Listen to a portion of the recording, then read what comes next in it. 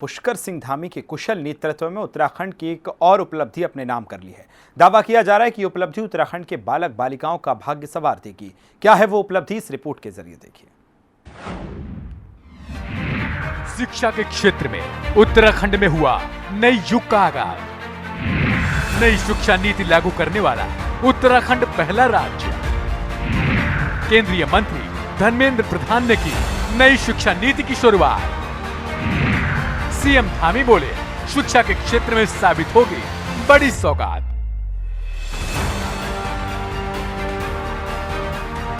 मुख्यमंत्री पुष्कर सिंह धामी के कुशल नेतृत्व में उत्तराखंड ने एक और उपलब्धि अपने नाम कर ली है। नई शिक्षा नीति को लागू करने में उत्तराखंड देश का पहला राज्य बन गया। राजधानी देहरादून में सीएम कैंप कार्यालय में कार्यक्रम आयोजित किया गया, जिसमें केंद्रीय शिक्षा मंत्री धर्मेंद्र प्रधान ने मुख्यमंत्री पुष्कर सिंह धामी और उच्च शिक्षा मंत्री धन सिंह रावत के साथ उत्तराखंड में नई शिक्षा नीति का शुभारंभ किया। उत्तराखंड में सत्र 2022-23 के लिए उच्च शिक्षा में एनईपी यानी कि राष्ट्रीय शिक्षा नीति 2020 की शुरुआत की गई।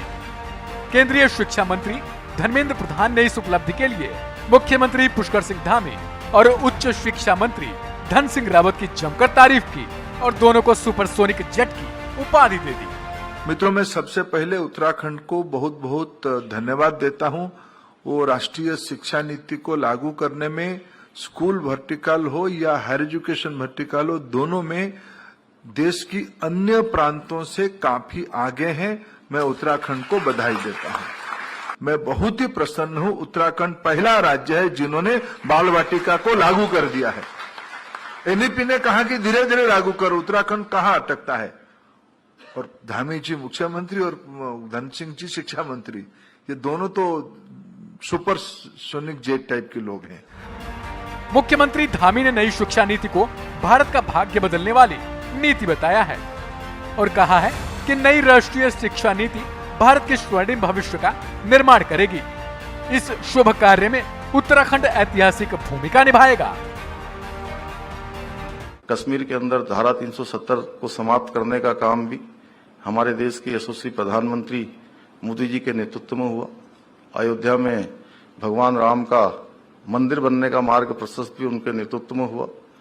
वहीं आप देख रहे होंगे कि केदारनाथ में जब आपदा आई थी, उस समय मोदी जी गुजरात के मुख्यमंत्री के नाते यहाँ आए थे और उस समय भी उन्होंने कहा था कि इसका पुनर्निर्माण का कार्य हम करेंगे, लेकिन उस समय स्थिति नहीं बन पाई। लेकिन एक साल के बाद ही आम चुनाव हुए और आम चुनाव में पूरे देश की जनता ने उनको देश के प्रधानमंत्री का दायित्व दिया।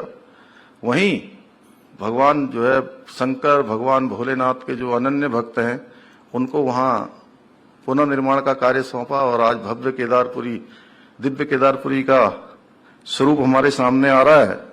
उसी प्रकार से नई शिक्षा नीति, जिसका लंबे समय से हम सबको इंतजार था, नई शिक्षा नीति को लाने का काम भी उन्हीं के नेतृत्व में हुआ और आज नई शिक्षा नीति मोदी जी ने संकल्प लिया है कि शिक्षा के क्षेत्र में क्रांति लाते हुए एक हितकारी शिक्षा नीति हमको प्राप्त हुई है।